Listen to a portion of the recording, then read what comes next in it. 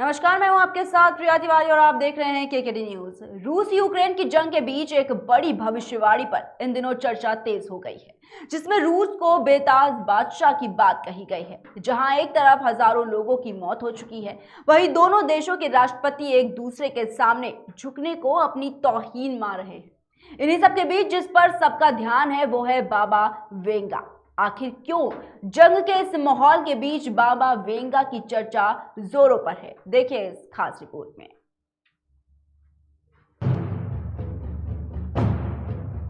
रूस और यूक्रेन में जारी भीषण युद्ध के बीच बुल्गारिया की भविष्यवक्ता बाबा वेंगा की भविष्यवाणी की चर्चा तेज हो गई है।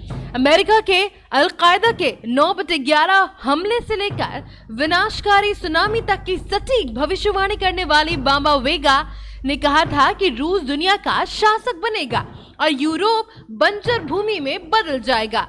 बाबा वेंगा ने कहा था कि सभी पिघल जाएंगे क्योंकि बर्फ अनछुई बनी रहेगी। व्लादिमीर की शान, रूस की शान। बाबा वेंगा ने कहा था कि कोई भी रूस को रोक नहीं सकता है, सभी लोग रास्ते से हटा दिए जाएंगे और रूस दुनिया का शासक बनेगा। बाबा वेंगा की ये भविष्यवाणी यूक्रेन में रूस के हमले के बाद चर्चा का विषय बन गई।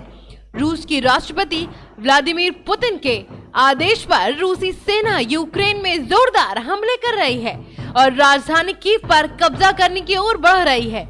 इसी बीच पुतिन ने नाटो की सैन्य तैयारी को देखते हुए अपनी परमाणु सेना को अलर्ट कर दिया है। यूरोपीय देश बुल्गारिया में जन्मी बाबा वेंगा का असली नाम वेलेंगिया गुश्तेरोवा है और उनकी 1986 में मौत हो गई थी।